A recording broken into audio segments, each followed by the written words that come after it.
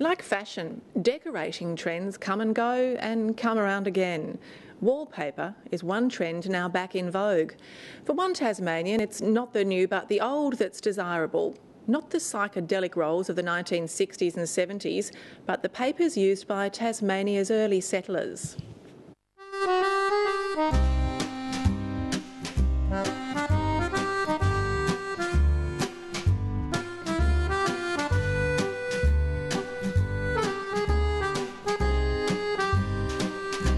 You know, a person who's spent quite a bit of money on their wallpaper is someone who cares about their surroundings and maybe quite fashion conscious.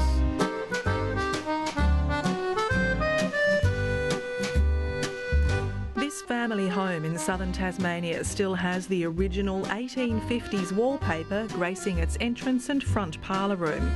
Believed to have come from the Paris exhibition, family legend has it that the decorator was a fashion-conscious woman putting her stamp on the property, splashing out after the death of her mother.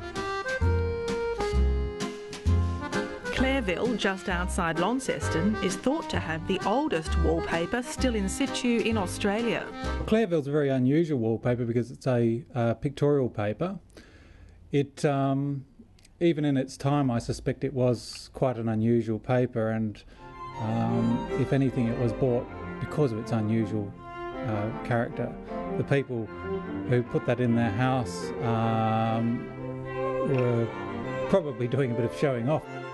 Between family and experts, it's dated in the late 1830s to early 1840s. There's nothing like it in terms of a complete ensemble of wallpaper.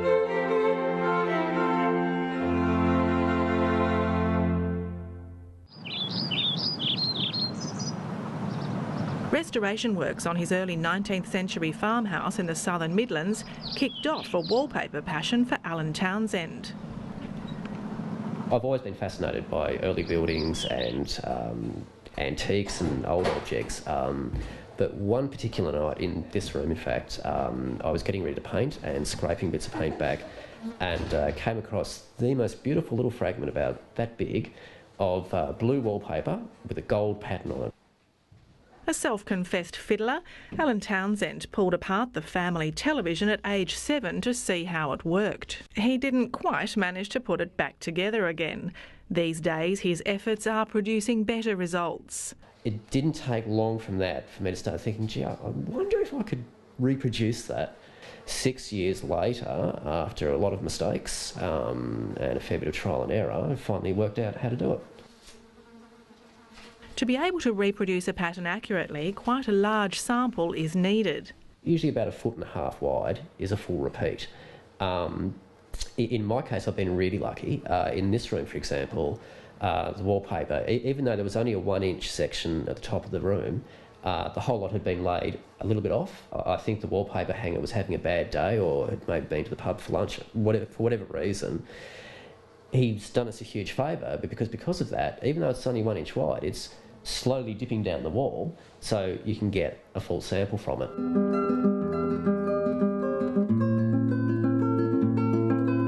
The trickiest bit is tracing the pattern and separating each individual colour. Of course, you've got to get the pattern absolutely right, because if you get it off by even a little bit as you print it, each time you print more, it's going to get worse and worse and worse.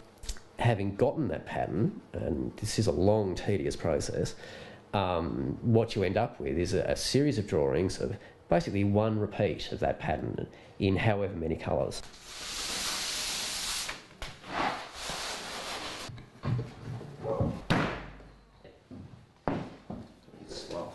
In the front room of his home, Mr Townsend has set up a screen printing studio where he's meticulously recreating the wallpaper for the restoration of the Oatlands jailhouse.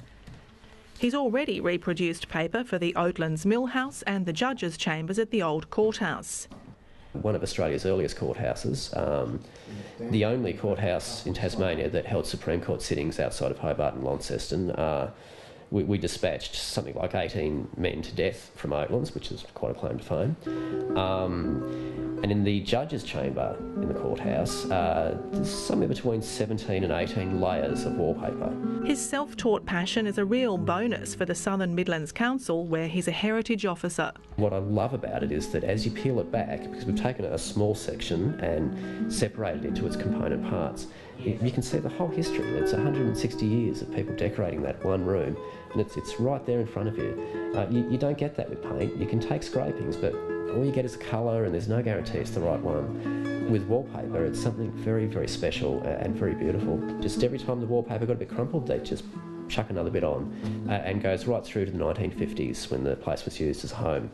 The second layer, which is what we chose to reproduce because we had a good sample of it, is what you could only describe as status wallpaper. It's this amazing colour of blue. It's 5 colours, huge rococo swirls, and look, I think personally it's the kind of wallpaper you would put in a governor's bedroom, or in this case a judge's chamber. It denotes someone who's important. The Heritage Council is keen for renovators who discover old wallpaper to leave at least some of it behind. Don't strip out wallpaper is so commonly done. Don't treat that as being a finish that has to go, and as Oscar Wilde said, either that wallpaper goes or I go, but rather look at it as being something which could actually help us understand who the previous occupants were, what their aspirations were and such like.